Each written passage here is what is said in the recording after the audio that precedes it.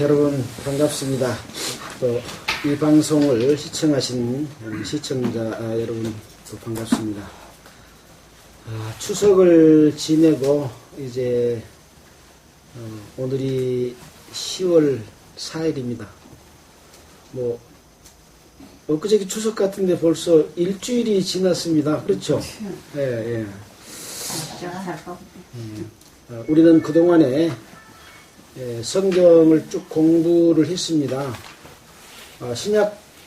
구약 말라기에서부터 시작해가지고 신약 성경을 사복음서와 사도행전을 끝냈고, 또 쓰여진 연재에 따라서 한 주일에 1장씩을 공부했고, 또 내용이 많은 부분은 나누어서 이렇게 했는데, 벌써 이제 대부분 하고, 히브리서와 요한일서, 요한계시록만 남았습니다. 많이 했죠? 네, 많이 했습니다. 그래서 히브리서를 하고 그 다음에 요한일서, 2서, 3서 하고 이제 그 다음에 이제 요한계시록을 할 그런 차례입니다. 자, 오늘은 히브리서 내용을 1장만 먼저 읽고 1장 속에서 하나님께서 우리에게 주시고자 하는 말씀의 내용이 무엇인지를 한번 생각해보는 그런 시간을 갖도록 하겠습니다. 이 히브리서의 내용 중에는 이 말씀을 통해서 하나님의 능력을 깨닫고 또 하나님께서 우리에게 주시는 사랑과 은혜를 깨닫고 많은 사람들이 이 히브리서를 통해서 거듭나는 경험을 하고 죄사함을 받는 중생의 경험을 얻는 그런 귀중한 말씀입니다. 그래서 우리가 히브리서 내용을 1장부터 끝장까지 마치는 그런 시간에는 모든 사람이 다 하나님의 자녀로 태어나는, 또 하나님의 자녀로 태어나신 분들이 하나님께 기쁨과 영광을 돌리고 하나님으로부터 칭찬받는 그러한 모든 성도들이 되기를 간절히 바라는 마음으로 읽겠습니다. 제가 먼저 1장 1절을 읽겠습니다. 히브리서 1장 1절. 옛적의 선지자들로 여러 부분과 여러 모양으로 우리 조상들에게 말씀하신 하나님이 이 모든 날 마지막에 우리에게 말씀하셨으니 이 아들을 만물을 공사하셨고 또 저로 말미암아 모든 것을 주셨습니다. 이는 하나님의 영광의 광채시요 그 본체의 형상이시라. 그의 능력의 말씀으로 만물을 붙드시며 죄를 정결케 하시는 일을 하시고 높은 곳에 계신 위엄의 우편에 앉으셨느니라. 저희가 천사가 저희가 더욱 아름다운 이름을 기억하고 있습니다. 하나님께서 어느 때에 천사 중 누구에게 네가 내 아들이라 오늘날 내가 너를 낳았다 하셨으며 또다시 나는 그에게 아버지가 되고 그는 내게 아들이 되리라 하셨느뇨.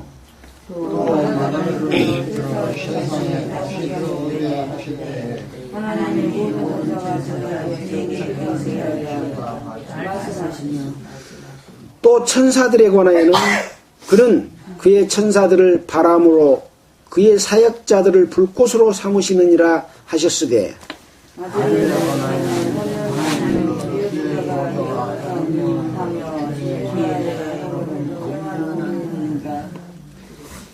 네가 의를 사랑하고 불법을 미워하였으니 그러므로 하나님 곧 너희 하나님이 즐거움의 기름을 내게 부어 내 동료보다 승하게 하셨도다 하였고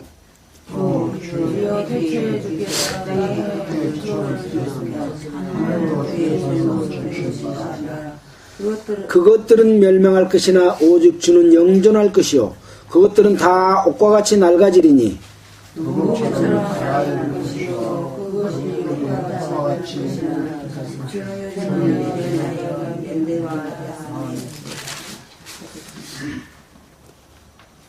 어느 때에 천사 중 누구에게 내가 내 원수로 내 발등상 되게 하기까지 너는 내 우편에 앉았으라 하셨느뇨.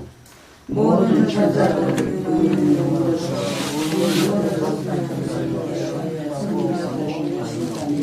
예, 거기까지입니다.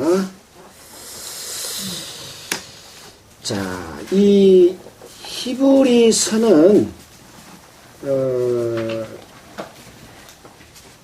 유일하게 누가 썼는지 모르는 그런 서신입니다.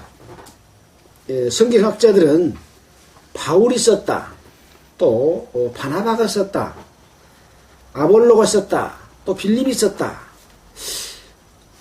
브리스길라와 아굴라가 쓴 거 아니냐, 이렇게 여러 가지 어떤 그 내용을 가지고 주장을 합니다. 그러나 확실하게 이건 누가 쓴 글이다 하는 내용은 밝혀지지 않았다, 이렇게 보는 것이 정설입니다. 그것은 무엇을 말하겠습니까? 이 내용을 통해서, 그 내용 가운데서 하나님의 능력과 그 내용이 하나님으로부터 온 말씀이라면 저자가 없는 것은 오히려 더 하나님의 말씀이라고 하는 그 중요성을 더욱 실감나게 해주는, 그것이 더 중요하다고 하는 그런 의미를 우리가 생각해 볼 수도 있겠죠. 그래서 우리는 말씀을 읽거나 말씀을 받을 때에 사람의 말로 듣지 아니하고 하나님의 말씀으로 들을 때 그 마음에 하나님의 능력이 나타나고 그 마음에 구원이 이루어지고 생명을 얻는 그런 귀한 능력으로 우리에게 다가선다. 그러나 저것은 사람의 말이야, 저건 저 사람이 한 말일 거다, 이러면 사실은 아무런 그 말씀에 힘이 없는 거죠. 그리고 가짜일 수도 있겠죠, 사람의 말로 들었을 때는. 그래서 항상 우리는 누가 어떤 말을 해든지 어떤 책을 읽든지 간에 그 말씀이 하나님의 말씀인가 아닌가 하는 것들을 중요하게 생각하면서 읽어야 된다, 그런 의미가 또 있습니다. 이 성경을 기록한 것은 AD 64년에서 68년 사이라고 합니다. 성경의 기록의 연대가 몇 년도에 몇 월 며칠 날 기록했다 하는 것들은 대부분 밝혀져 있지 않죠. 대강 어떤 때에 어느 시기에 이렇게 기록했다라고 하는 것을 추측합니다. 더욱 중요한 것은 뭐냐, 어떤 상황인데 왜 편지를 보내느냐, 무슨 내용이냐, 이게 더욱 중요하죠. 우리는 그런 데 초점을 맞춘다고 봤을 때 이 히브리서를 기록한 것은 히브리 사람들에게 보낸 편지입니다. 누가? 하나님께서 누구를 통해서, 어떤 저자를 통해서 히브리 사람들에게 보낸 편지다. 그때 당시에 히브리 사람들에 관해서 여러 가지 핍박이 일어나고 있었고, 또 히브리 사람들, 이스라엘 사람들은 하나님의 택한 백성으로서 구약 성경을 통해서 그 역사가 기록되어 있고, 또 구약의 선지자를 통해서 여러 말씀들을 통해서 교훈을 줬고, 또 그들은 하나님을 섬기기도 하고 때로는 하나님을 잘못 섬겨서 벌을 받기도 하고, 이런 역사 가운데 있었던 사람들이고, 하나님의 말씀을 누구보다 잘 알고 있는 그런 사람들이다. 근데 그 유대교가 점자 쇠퇴기를 맞이하는 그런 상황에 유대교의 체제가 무너져가고, 어떤 체제? 이제 지금 현재 세계는 예수 그리스도의 체제가, 예수 그리스도의 말씀으로 인한 영향이 훨씬 크지요. 유대교의 영향이 큽니까? 그렇지 않죠. 그래서 그런 어떤 전환기에 있었던 당시였고, 그럼 그 직전에는 어떤 상황이었냐? 유대교가 아주 강력한 종교의 힘을 가지고 정치 권력보다 더 우위에 있어가지고 로마의 통치자들이 총독이 유대 나라에 와가지고 대리 통치를 했잖아요. 그 총독이 오면 종교 지도자한테 가서 대제사장님, 장로님, 제가 이 이스라엘에 제가 로마에서 보낸 총독으로 부임했습니다 하고 이렇게 인사를 할 정도로 그런 권한을 가졌습니다. 그래서 예수 그리스도의 복음이 전해졌어요. 예수로 인한 구원의 복음이 전해졌는데 핍박이 일어났죠. 우리가 가지고 있는 이 종교 권력을 예수가 와서 무너뜨렸다. 우리는 예수님을 죽여버렸는데도 그 예수를 믿는 제자들과 그 예수를 믿는 그 성도들이 사도들이 활발하게 복음을 전하니까 그들을 죽여버리는 그런 핍박이 일어났을 때 가장 대표적으로 수데반의 핍박이 일어났을 때 이스라엘에 모여있던 그 유대 이방이나 유대 크리스천들이 각 지역으로 흩어졌던 그런 역사를 우리는 공부했지 않습니까? 사도행전을 공부할 때 그런 능력과 종교 지배를 강력한 힘으로 유대교가 역사하고 있었다가 이 변화하는 어떤 시기를 맞았죠. 그런 상황에 히브리서를 보냈다라는 것들을 우리가 생각을 해볼 필요가 있습니다. 방금 말씀드렸다시피 이것을 편지를 받는 사람들은 그리스도를 직접 목격했고 예수님을 직접 봤고 또 그 예수님의 제자들을 통해서 믿음을 가졌던 사람들, 주로 유대인들에게 보낸 편지라고 했습니다. 방금. 그럼 우리는 이방인이지 않습니까? 또 그때 당시에 이방인들도 구원을 받았습니까? 못 받았습니까? 받았지 않습니까? 그 사람들에게는 직접 보낸 편지는 아니지만 이 히브리서의 말씀을 통해서 이스라엘 백성들에게, 히브리인들에게 보낸 편지가 우리에게 어떤 의미가 있을까 하고 생각해 볼 필요가 없습니까? 저것을 히브리인에게 보냈으니까 우리는 상관없어 이렇게 봐야 됩니까? 참고할 수 있죠. 그래서 좋은 곳이 있을 때는 항상 엇겨내면서 보고 있다. 그것을 차지한 사람도 많습니다. 당사자들을 잃어버릴 수도 있고요. 그래서 이 모든 말씀은 비록 히브리인에게 주어진 말씀이지만 우리 이방인들에게도 아주 중요하고 필요한 말씀이다. 그렇게 생각할 수가 있습니다. 그래서 이 복음으로 인해서 많은 고난을 참아내고 또 뿔뿔이 흩어진 그런 위기에 처해 있었던 상황에서 그리스도의 탁월성과 모세와 구약의 제사의 제도를 뛰어넘는 예수 그리스도의 희생에 대한 그런 반복적인 말씀을 하고 있는 걸로 봐서 히브리서의 수신자들이 아마도 유대교로 돌아가려고 하는 위험에 처해 있었을 것이다 라고 본다고 아까 그랬죠. 그래서 심지어는 예수님의 제자들마저도 베드로마저도 유대교의 권위에 굴복해서 할례를 행하고 또 결례를 행하고 또 그 유대인의 율법과 그 전해주는 유전을 지키려고 하다가 갈라디아에서 3장입니까 4장에 보면 바울로부터 면책을 당했던, 네가 유대인이면서 유대인답게 살지도 못하면서 어떻게 이방인들 보고 유대인답게 살게 하려고 하느냐 하면서 면책했던 그런 일이 있었을 만큼 그런 상황이었다라는 것들을 생각하고 살펴보도록 하겠습니다.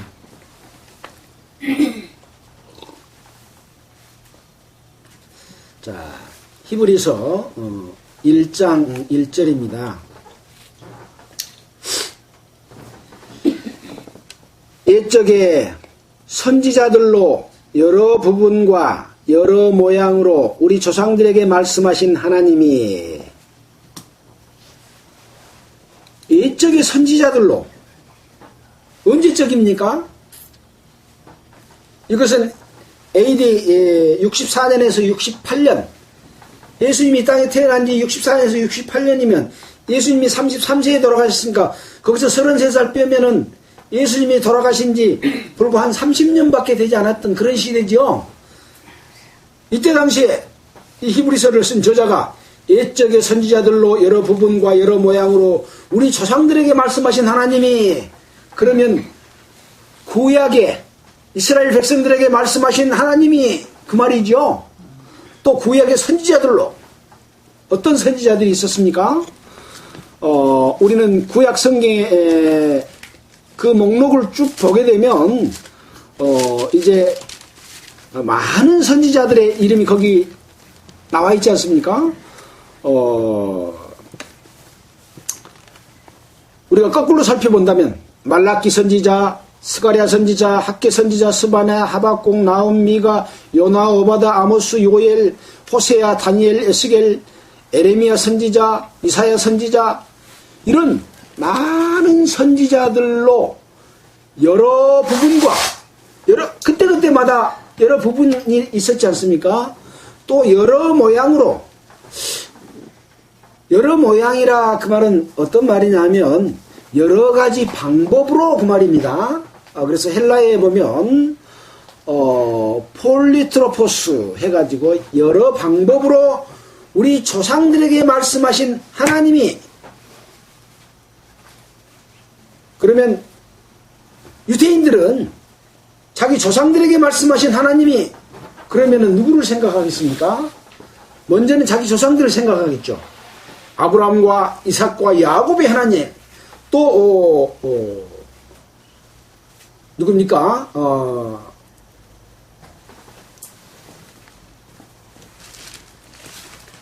마태복음 1장에 보면 예수님의 족보에 대해서 쭉 나오지 않습니까? 그 족보에 대해서 나와 있는 상황을 보면은 그 조상들에 관해서 쫙 열거가 되어 있습니다. 그래서 예수님의 족보 가운데서 아브라함과 다윗 자손 예수 그리스도의 세계라 이렇게 이야기하면서 족보 이야기를 쭉 합니다. 그러면 이스라엘 백성들은 우리 조상들에게 말씀하신 하나님이, 그러면 눈이 번쩍 뜨인다 그랬죠. 그만큼 그 사람들은 자기들의 그 조상들에 관한 자부심과 긍지와 하나님의 택한 백성이다 하는 것들을 가지고 있기 때문에 그렇습니다. 그래서 이 히브리서 저자는 옛적의 선지자들로 여러 부분과 여러 가지 방법으로 우리 조상들에게 말씀하신 하나님이, 그러니까 귀가 딱 뜨였죠. 여러분들 귀가 뜨여야 됩니다. 어떤 말씀을 하셨는가? 이 모든 날 마지막에 아들로 우리에게 말씀하셨으니, 그 동일한 하나님이, 조상에게 말씀하신 하나님이 아들로 말씀했다. 그 말은 아들을 통하여 말씀했다. 그 말입니다. 자, 말씀하셨으니 이 아들은 누구냐? 이 아들을 만유의 후사로 세우시고 또 저로 말미암아 모든 세계를 지으셨느니라.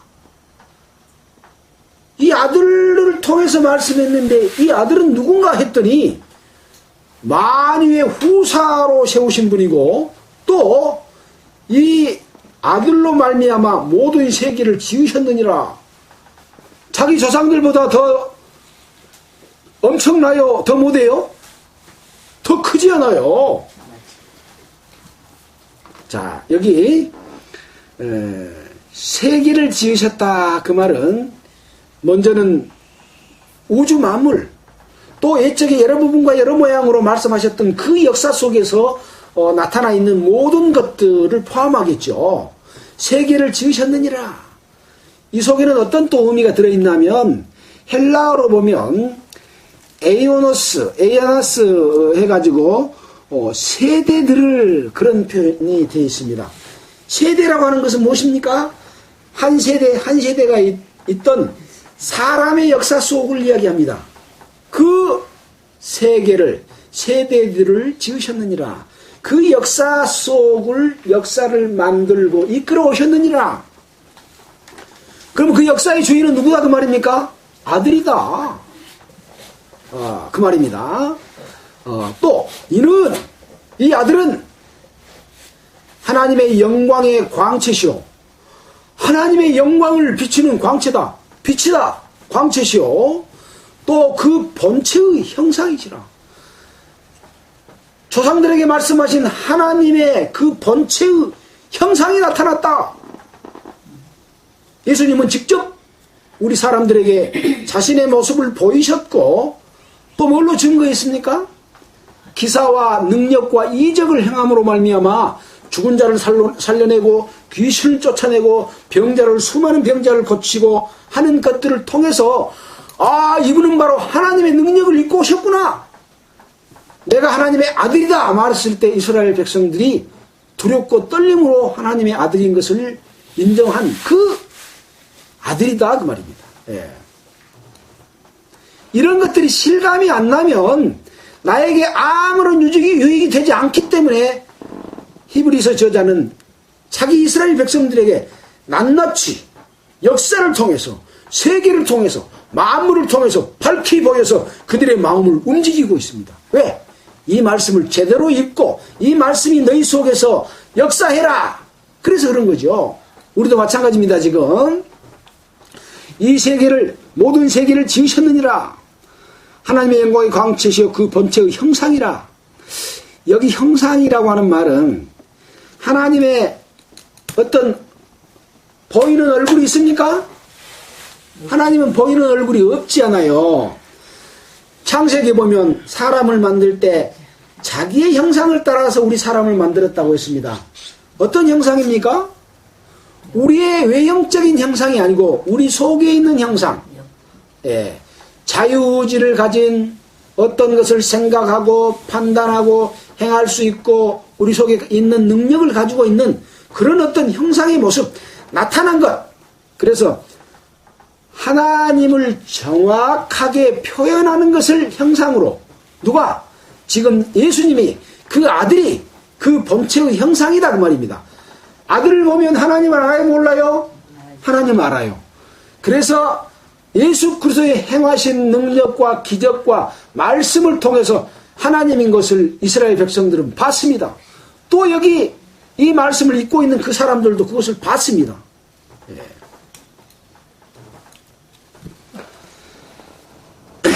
형상이라 그의 능력의 말씀으로 만물을 붙드시며, 그래서 하나님께서 우주 만물을 만드시고 또 우주 가운데 수많은 위성들을 이 공중에 이렇게 떠 있지 않습니까?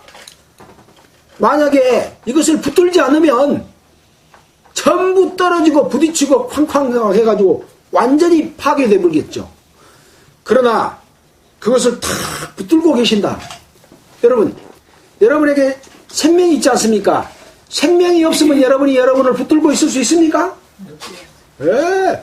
생명이 사라지는 순간 푹 꺼져가지고 딱 쓰러져 버려. 자기 스스로는 아무 힘도 나타낼 수가 없어. 다만 누구의 힘 가운데서 이 땅에 붙어 있어요? 만유인력이라는 힘 가운데서 하나님이 붙들어 주시는 그 힘에 의해서 우리는 이 우주 가운데서 살고 있습니다. 붙들어 주는 힘이 어떤 힘입니까? 지구가 태양의 주위를 돌고 또 달이 지구의 주위를 돌고 자전과 공전을 하면서 사시사철을 이루고 밤낮을 이루고 바람이 일어나고 이 모든 자연의 생명들이 존재하고 하는 이런 일들이 바로 생명의 법칙에 의해서 되어지고 있다고 하는 겁니다. 근데 사람들은 이거에 관심이 있어요, 없어요? 없어. 내가 주인이여, 내가 대장이여, 내 마음대로 살아. 그럼 어떻게 되겠습니까? 결국은 이 생명의 법칙에 따라서 하나님의 심판을 당할 때에 받을 벌에 대해서는 새카맣게 생각하지 않는다는 거죠. 그래서 이것을 지금 알려주기 위해서 이 성경 66권이 기록되어 있다. 우리 마음만 순전한 마음을 갖고 있으면 이것이 알아져요, 몰라요? 알아집니다. 근데 내 마음이 이런 하나님의 생명과 관계없이, 자연의 법칙과 관계없이, 질서와도 관계없이 내 마음대로 살면 어떻게 돼요? 우선은 세상의 질서를 무시하면, 세상의 법대로 살지 못하면 처벌을 받아. 근데 그거 무서우니까 지켜. 하나님의 법은 안 보여. 그러니까 내 마음대로 살아. 내 마음대로 살다가 병도 없고 결국은 어때요? 죽지 않아요. 죽어. 더 빨리 죽어. 내 마음대로 달래보면 차고 부딪혀서 죽지 않아요. 이것이 우리 현실 앞에서 착착 이루어지는데 생각을 안 하니까 그냥 어떻게 내가 잘못해서 적당히 일어난 사고다. 그걸로 끝내버린다는 거죠. 그래서 우리는 그런 근원을 살펴보면서 하나님 앞에 우리는 어떤 사람인가 하는 것이 중요하다는 겁니다. 자, 그 능력의 말씀으로 만물을 붙드시며 라는 것에 대한 부가 설명을 했습니다. 또 죄를 정결케 하는 일을 하시고 높은 곳에 계신 위엄의 우편에 앉으셨느니라. 어떤 일을 했다고요? 죄를 정결케, 정결이란 말이 뭔 말입니까? 깨끗하게 하는 일을 하시고, 이것은 하시고는 이미 완료된 일이죠. 죄를 깨끗하게 하는 일을 했어요? 안 했어요? 하시고 높은 곳에 계신 위엄의 우편에 앉으셨느니라. 이것은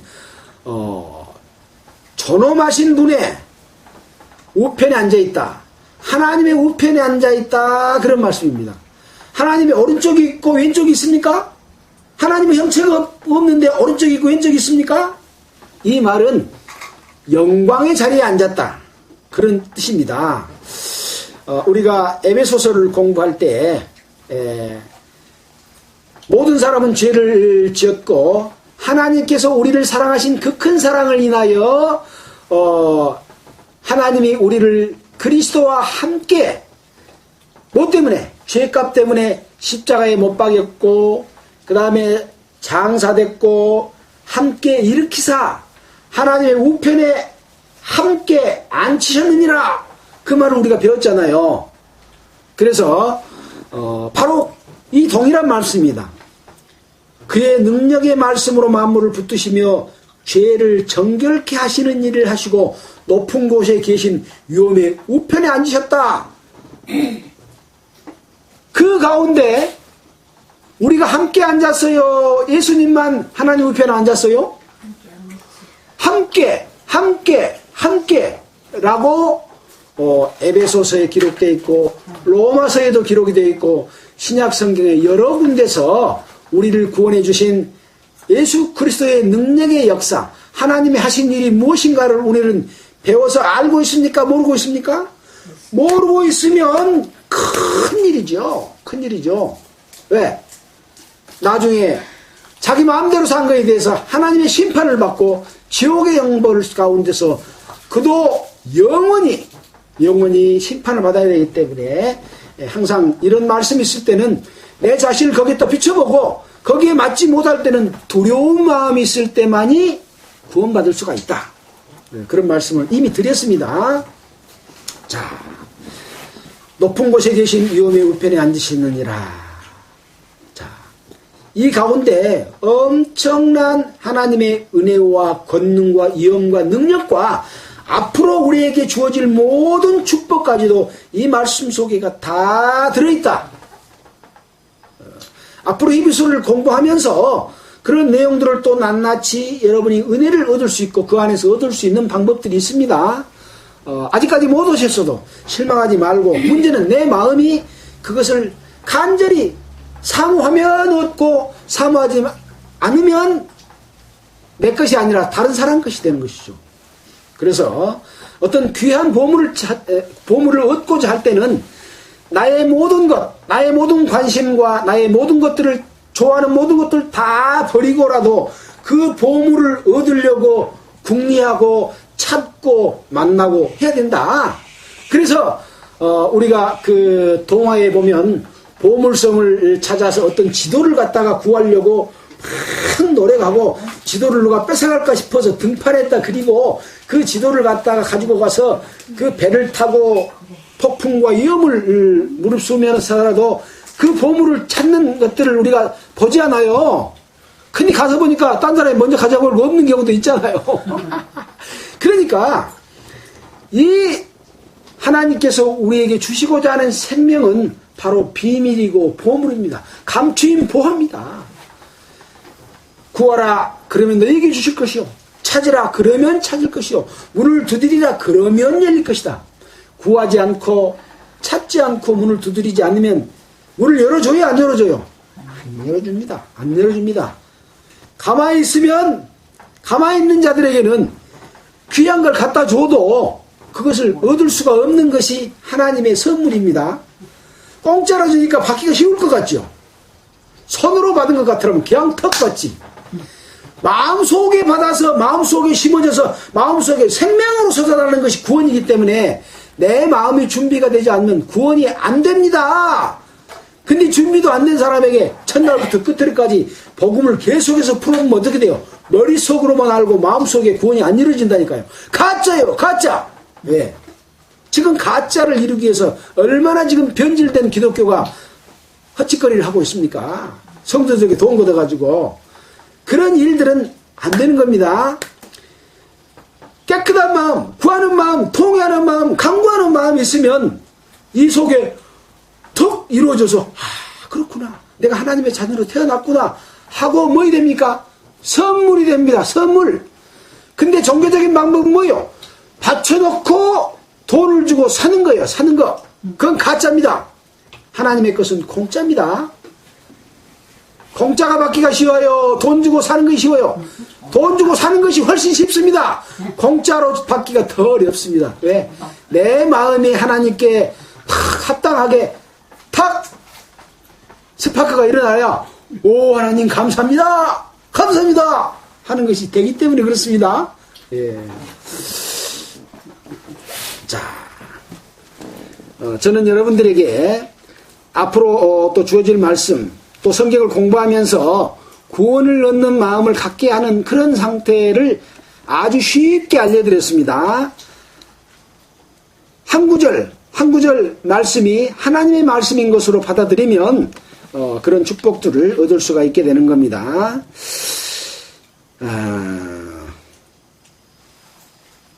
4절입니다. 저가 천사보다 얼만큼 뛰어남은 저희보다 더욱 아름다운 이름을 기업으로 얻으심이니.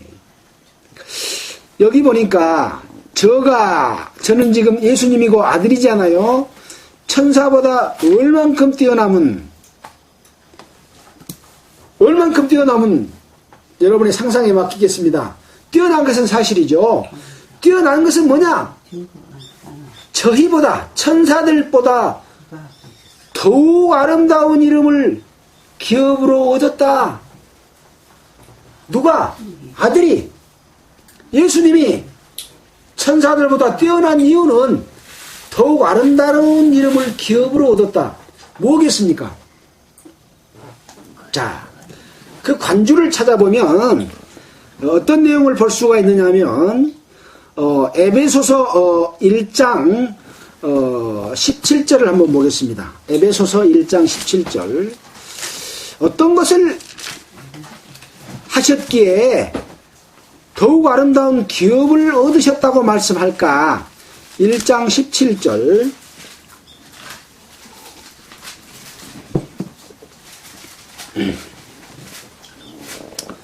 우리 주 예수 그리스도의 하나님 영광의 아버지께 지혜와 계시의 정신을 너희에게 주사 하나님을 알게 하시고 너희 마음에 눈을 밝히사 그의 부르심의 소망이 무엇이며 성도 안에서 그 기업의 영광의 풍성이 무엇이며 그의 힘의 강력으로 역사하심을 따라 믿는 우리에게 베푸신 능력의 지극히 크심이 어떤 것을 너희로 알게 하시기를 구하노라. 그 능력이 그리스도 안에서 역사하사 죽은 자들 가운데서 다시 살리시고 하늘에서 자기의 오른편에 앉으사 모든 정사와 권세와 능력과 주관하는 자와 이 세상뿐 아니라 오는 세상에 일컫는 모든 이름 위에 뛰어나게 하시고 또 만물을 그 발 아래 복종케 하시고 그를 만물 위에 교회의 머리로 주셨느니라. 교회는 그의 몸이니 만물 안에서 만물을 충만케 하시는 자의 충만이니라. 이렇게 말씀하셨습니다. 무엇이 더욱 아름다운 이름을 기업으로 얻게 했습니까? 예수 그리스도께서 이 땅에 오셔서 행하신 그 일입니다. 그 일은 무엇입니까? 그 능력이 그리스도 안에서 역사하사 죽은 자들 가운데서 다시 살리시고 하늘에서 자기 오른편에 앉히셨습니다. 누구를? 자기도 앉았고 그 예수를 믿는 모든 자들을 구원해서 하나님의 우편으로 앉히사 모든 정사와 권세와 능력과 주관하는 자와 이 세상뿐 아니라 어느 세상에 일컫는 모든 이름 위에 뛰어나게 했습니다. 네, 우리를. 이 일을 하셨기 때문에 천사들은 이 일을 했습니까? 못했습니까? 천사들이 한 게 아니라 예수 그리스도께서 하나님의 능력의 영광의 아버지의 그 지혜와 계시의 정신으로 그런 일들을 실천했다. 그리고 너희 눈을 밝혀서 그것을 또 알게 했다. 소망이 무엇인지, 성도들 안에서 그 하나님의 영광의 기업이 무엇인지, 그 풍성이 무엇인지를 알게 했습니다. 여러분들은 그것을 듣고 보고 배워서 알지 않습니까? 그것을 모르고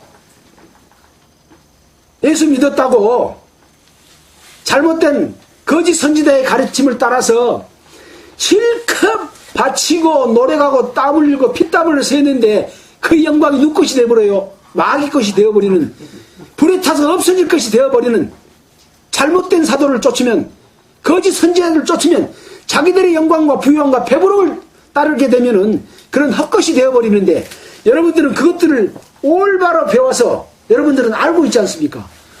엄청난 거입니다. 엄청난 거입니다. 자기한테 이 소중한 것을 알고 있고 가지고 있어도 소중한 것이지 모르면 어째요? 돼지 앞에 진주를 던지지 마라. 그것을 더럽히고 똥 묻히고 발로 밟아버릴까 하기 때문에 그거 던지지 말라고 했는데, 정말로 우리에게 소중한 것을 알고 있습니까, 여러분? 여러분들은 그동안에 배운 말씀 가운데서 놀랍게도 감사하게도 우리는 이런 것들을 알고 있지 않습니까? 바로 저가 천사보다 얼만큼 뛰어났다고 하는 것은 천사보다 더욱 아름다운 이름을 기업으로 얻었기 때문입니다. 예수님만 얻었습니까? 우리는 예수 안에 있습니다. 예수님의 지체입니다. 그 뜻에 부합하면 얻고 그 뜻에 부합하지 않으면 얻지 못한다는 것도 베드로 전후서를 배울 때 배웠습니까? 안 배웠습니까? 예. 예수를 믿는다고 다 그것이 참된 생명의 기업의 부분에 다 참여한다 그랬습니까? 못한다 그랬지 않습니까? 예. 올바른 믿음 가운데서 거하고 그 가운데 있을 때, 하나님의 역사 가운데 있을 때, 하나님의 역사에 참여할 때 그 기업으로 얻으십니다 라고 하는 것이죠. 예. 자, 5절입니다. 하나님께서 어느 때 천사 중 누구에게 내가 내 아들이라 오늘날 내가 너를 낳았다 하셨으며 또다시 나는 그에게 아버지가 되고 그는 내게 아들이 되리라 하셨느냐? 그런 적이 없다 그 말입니다. 천사들에게 아들이 된다고 말한 적이 없습니다. 아들이 없습니까? 천사가 없습니까? 아들은 없다 그 말입니다. 나는 그렇게 말한 적이 없다. 여러분, 이 아들은 바로 예수님만 아들이 아니라 우리도 아들이라니까요. 여자도 아들입니다. 남자도 아들입니다. 예. 한 몸인 거예요, 한 몸. 남자와 여자가 둘이 합하여 한 몸이 될지니 이 비밀이 크도다. 교회에 대해서 말한다. 그리스도와 교회에 대해서 말한다 그랬잖아요. 이것이 바로 거룩한 하나님의 신부가 될 그러한 지체 가운데 우리도 있다. 바로 우리가 그 속에 들어있다 그 말입니다. 자, 또 맏아들을 이끌어 세상에서 다시 들어오게 하실 때, 그러면 큰아들이 누굽니까? 예수님입니다. 예수님은 머리입니다. 우리는 몸입니다. 우리는 그리스도 안에 있습니다. 그 큰아들, 지금 큰아들이 어디가 있습니까? 하나님의 우편에 앉히셨느니라. 만유의 호사라고 세우시고 또 그 만물을 붙드시며 죄를 정결케 하시는 일을 하시고 높은 곳에 계신 위엄의 권능의 우편에 앉으셨느니라. 그 맏아들을 이끌어 세상에 다시 들어오게 하실 때, 언제입니까? 예수님의 다리 재림하실 때에 하나님의 모든 천사가 저에게 경배할지어다. 이렇게 말씀하시며 구약 성경에 지금 말했다니까요. 일적의 여러 부분과 여러 모양으로 우리 조상들에게 말씀하신 하나님이 지금 우리에게 말씀하고 있잖아요. 아라고. 예. 그래서 이 말씀을 읽은 히브리 사람들은, 유대인들은 이 내용을 알고 있습니다.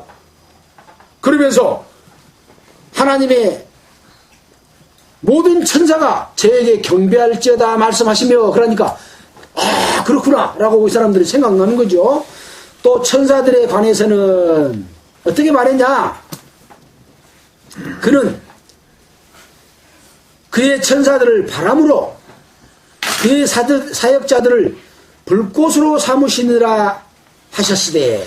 그러니까 이 천사들은 어떤 거냐. 바로 그의 아들의 천사들을 바람으로, 바람이 뭡니까? 밑에 보면 혹 영들로 능력을 행하는 그 능력으로, 바람이 부는데 바람이 안 보이죠. 영이 있는데 영이 안 보이죠. 근데 그 영으로 나타난 결과는 보입니다. 또 바람으로 나타난 결과는 보입니다. 보입니까? 안 보입니까? 바람은 안 보이는데 나무가 흔들흔들해. 영은 안 보이는데 영으로 나타난 결과가 있어요. 이런 것들은 보이는데 그 천사들은 바로 이와 같은 존재다. 바람과 같은 존재고 또 그의 사역자들을 불꽃으로 삼으시느니라. 불이 꽃이 나서 그 꽃이 태우는 것이 보여요? 안 보여요? 바로 보이는 거예요. 불꽃도 보이고 불꽃이 태우는 결과도 보이는 거예요. 천사들은 그런 존재다. 한마디로 말해서 천사들은 일꾼이라고 말입니다. 하나님의 능력을 나타내 보이는, 아들로 인해서 그 결과가 나타내 보이는 일꾼이다 라는 것이죠. 아들이 높아요? 천사가 높아요? 네, 우리는 천사보다 높은 그런 아들의 신분을 얻은 자이기 때문에 여기 말씀하실 때는 아들에 관해서 말하면 그 속에 있는 나에 대해서 말한다 그러면서 기쁨을 얻습니다. 네. 시시하게 세상의 대통령 아들, 대통령 딸, 뭐 그런 게 중요한 게 아닙니다. 우주 만물을 창조한 하나님의 아들 이렇게 생각하면 이 세상에 어떤 것보다 귀하다는 걸 알 수가 있잖아요. 이거 안 믿어지면 시무르게 이거 긴지 아닌지 모르겠어? 그러면 안 된다는 거죠. 자, 보겠습니다. 이 아들에 관해서는 그러면 뭐라고 말했냐? 하나님이여 주의 보좌가 영영하며 영원하며 주의 나라의 홀은 공평한 홀이니이다. 네가 의를 사랑하고 불법을 미워하였으니 그러므로 하나님 곧 너희 하나님이 즐거움의 기름을 너에게 부어 너 동료들보다 이기게 승하게 하셨도다. 하나님께서 이 주의 보좌, 하나님의 보좌, 예수 그리스도의 보좌가 영원히 이루어지고 주의 나라의 공평한 그 홀, 그 모든 것들이 그런 것이다. 왜? 네가 의를 사랑하고 불법을 미워했기 때문에 그러므로 하나님이 즐거움의 기름을 예수님께 부어서 우리에게 부어서 네 동료들보다 세상에 사는 어떤 사람들보다 더 이기게 승하게 하셨느니라. 아들에 관해서 그렇게 말했다. 아들 그럼 항상 나도 들어간다 그렇게 생각하시라 했죠. 또 뭐라 그랬냐? 주여 태초에 땅에 기초를 두셨으며 하늘도 주의 손으로 만드신 바라 지으신 바라 그것들은 멸망할 것이나 오직 주는 영존할 것이요 그것들은 옷과 같이 다 낡아지리니 의복처럼 갈아입을 것이요 그것들은 옷과 같이 변할 것이나 주는 여전하여 연대가 다함이 없으리라. 영원할 것이다. 이 세상에 모든 창조물들은 다 멸망할 것이나 주는 예수 그리스도는 영원히 존재하지 않는 영원한 삶과 그 가치도 영원히, 그 영광도 영원히, 그 모든 것도 영원히 존재할 것이다. 옷은 날 가지고 갈아입을 것이지만 또 그것들은 주께서 창조한 모든 것들은 옷과 같이 변할 것이지만 낡을 것이지만 주는 여전히 연대가 다함이 없다. 연대가 다함이 없다는 것은 처음부터 끝까지 영원히 있다. 우리는 우리 마음속에 영원성을 가지고 있습니다. 영원을 사모하는 마음을 주셨다 그랬습니다. 근데 우리가 이 땅에 사는 삶이 영원한 삶입니까? 이 땅에 태어나가지고 내 마음은 영원히 있는데 내 육신은 영원히 살지 못하잖아요. 죽지 않아요. 근데 뭐라고 말합니까? 죽음이 무엇입니까? 죽음이라고 하는 것은 내 육체 가운데서 영원히 빠져나가는 것이 죽음입니다. 예수님께서는 죽었지만은 다시 부활했잖아요. 부활할 때는 육신과 함께 부활합니다. 육신이 없어지지 않았습니다. 육신은 이 땅에서 그냥 썩어졌지만 예수님의 육신은 변화된 몸으로 다시 살아났습니다. 그래서 우리가 무덤 속에 있는 자들이 예수님께서 재림하실 때 다시 부활해서 새로운 몸으로 예수님과 같은 몸으로 변화된다고 그랬잖아요. 여러분 그게 믿어지십니까? 없어져 불고 부패돼가지고 다 변해버렸는데 어떻게 다시 회복이 돼서 새로운 몸으로 될까? 걱정하지 마십시오. 이 세상에서 없어지는 것은 하나도 없습니다. 썩으면 없어질 것 같죠? 다른 원소들로 바뀔 뿐입니다. 화학적인 변화에 의해서.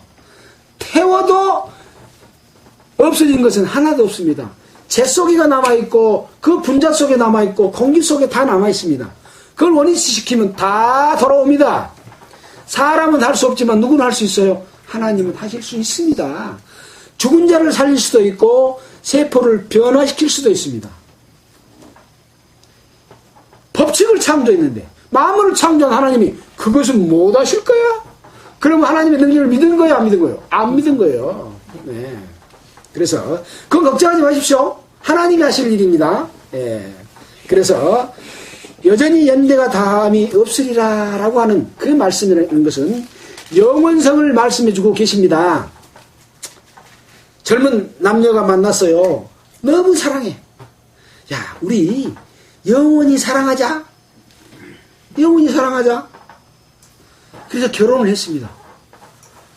나이가 들어서 35살에 결혼을 했는데 40이 되고 50이 되고 60이 되고 70이 되고 80이 되니까 늙어. 머리가 흰머리가 되고 사방한 데가 아파. 그래도 우리는 변치 말자. 사랑이 안 변해. 너무 사랑하니까. 변한 사람도 있어. 근데 우리는 안 변한단 말이에요. 그럼 영원히 살아야 될 거 아니에요. 근데 90세가 되고 100살까지 살았어. 근데 101살에 죽어버렸어. 그러면 영원한 거예요? 안 영원 안 한 거예요? 영원 안 한 거예요.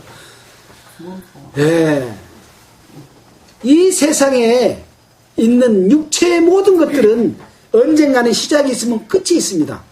하나님이 주신 것만 영원한 겁니다. 우리 마음속에 영혼을 주셨습니다. 네. 근데 영혼이 이루어지지 않는 것은 하나님의 주신 것들이 아직 남아있기 때문에 그렇습니다. 그것은 우리 눈에 보이지 않는 영원한 미래의 것을 우리는 보고 소망 가운데서 살아가고 있습니다. 오직 우리의 시민권은 하늘에 있는지라 거기로서 구원하는 자 우리 주 예수 그리스도를 기다리니 그가 만물을 복종케 하실 수 있는 역사로 우리의 낮은 몸을 자기의 영광의 몸의 형체와 같이 변케 하시리라. 그리고 빌립보서에 말했잖아요.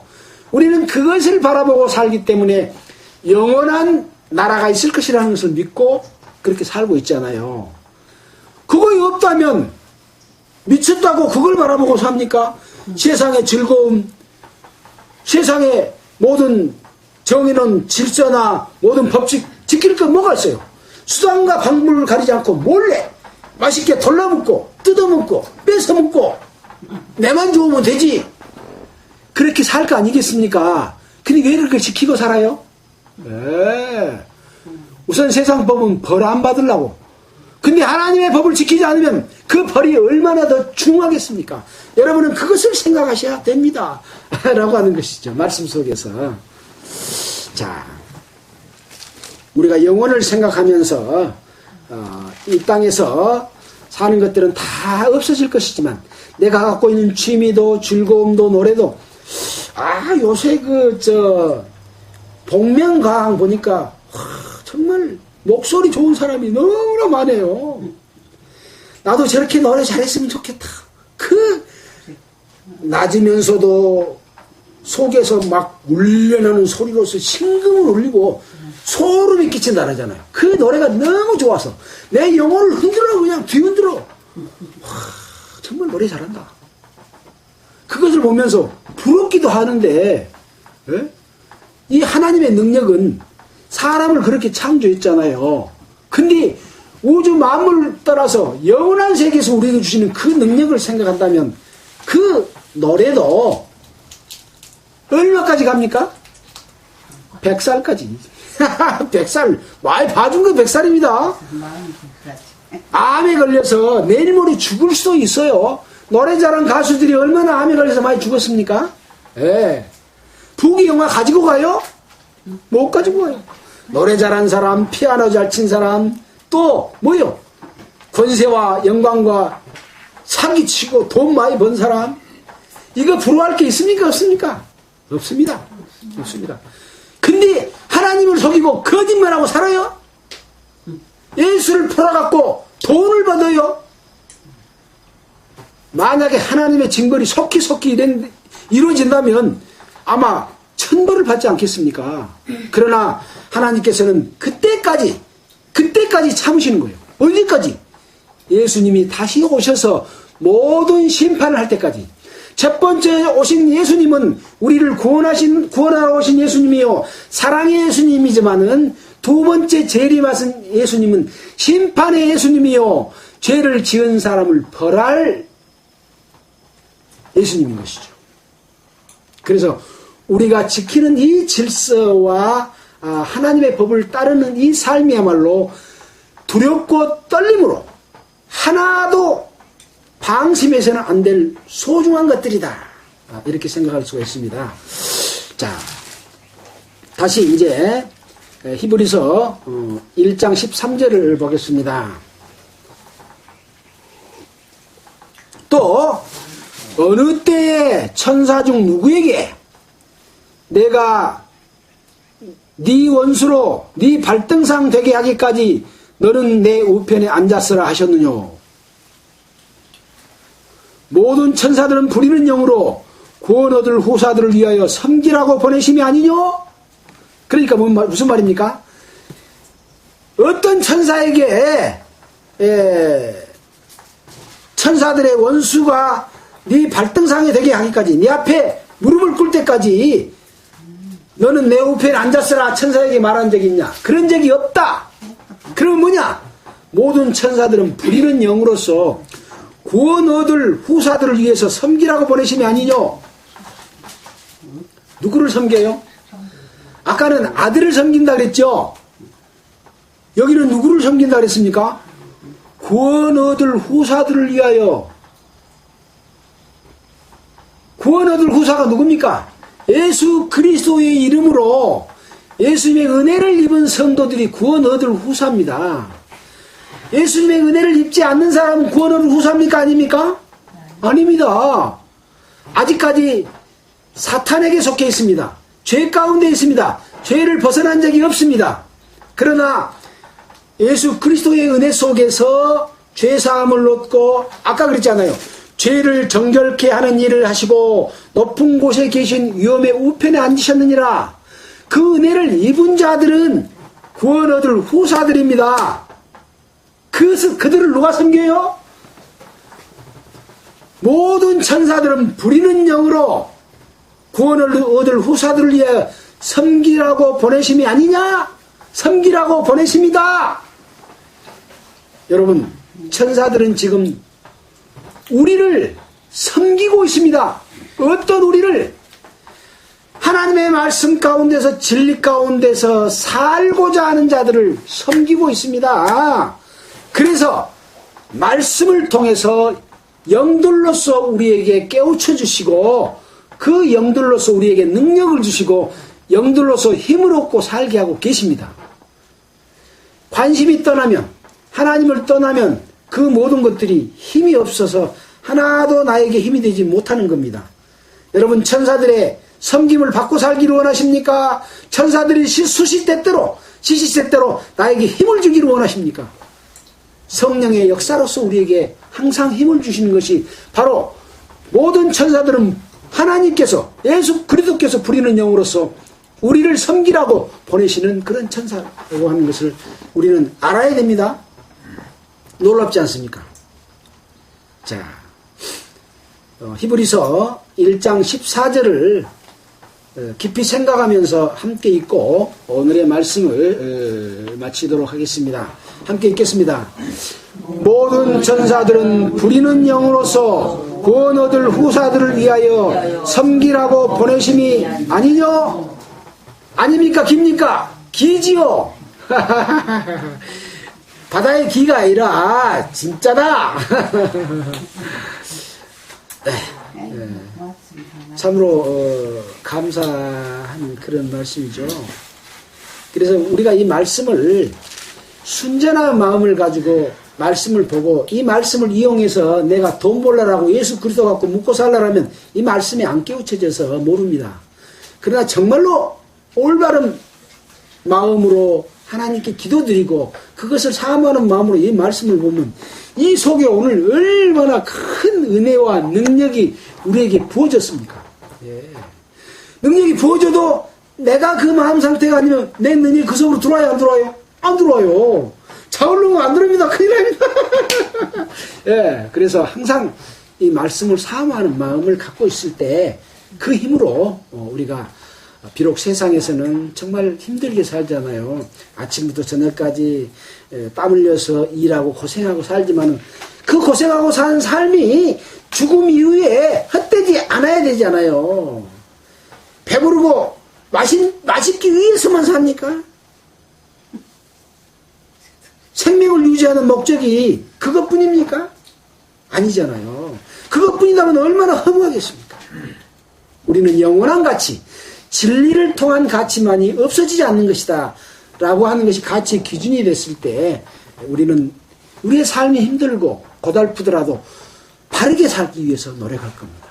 성경에서 말하는 바른 교훈을 따라 살기 위해서 노력할 겁니다. 그렇지 않는 사람은 예수 이름으로 장사한다니까요. 장사해. 예. 그것이 무엇인지 우리는 알잖아요. 기도하겠습니다. 하나님 아버지, 참으로 감사를 드립니다. 히브리서의 말씀을 통해서 하나님께서 우리에게 주신 그 큰 영광과 기업과 능력을 다시 한번 일깨워 주시는 것을 감사드립니다. 또 그 아들이신 예수 그리스도께서 죄를 정결케 하는 일을 하시고 그 영광에 하나님의 우편에 앉아 계신다는 것을 알려주신 것을 감사드립니다. 또한 모든 천사들은 예수 그리스도를 통해서 부리는 영으로서 또한 그 구원받은 후사들을 위해서 섬기라고 보낸 그 영들이라고 하는 것을 우리에게 일깨워 주신 것을 감사드립니다. 하나님 아버지, 그 천사들의 섬김을 받을 수 있는 우리가 되도록 우리의 마음들을 주님이 지켜주시고 우리의 마음들을 깨끗하게 해주시기를 원합니다.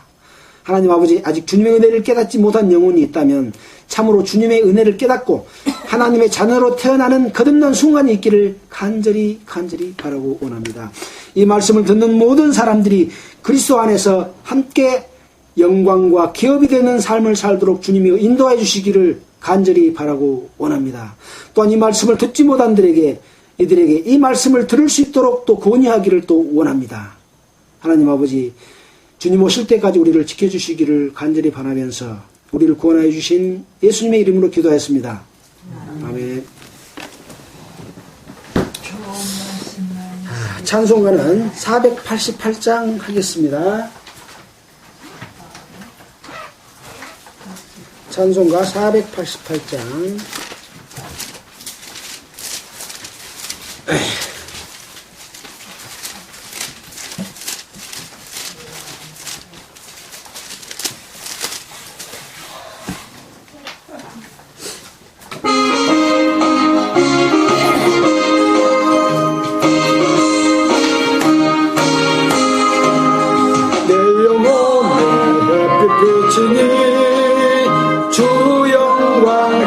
몰랐네. 이 세상 어떤 빛보다 이 빛도 빛나네. 주의 영광 빛나고 비춰 주시옵소서. 그 밝은 얼굴 배울 때 나의 영혼 기쁘다. 내 영혼에 노래 있으니 주 찬양합니다. 주 귀를 기울이시사 다 듣고 계시네. 주의 영광 빛나고 저 주시옵소서. 그 밝은 얼굴 배울 때 나의 영혼 기쁘다. 내 영혼에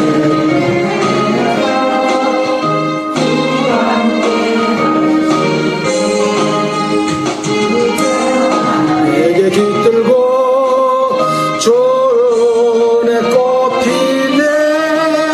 주의 영광 빛나고 비춰 주시옵소서. 그 밝은 얼굴 배울 때 나의 영혼 기쁘다. 내 영혼에 희락이 있고 큰 소망 넘치네. 주 예수 복을 주시고 또 내려주시네. 주의 영광 빛나고 비춰 주시옵소서.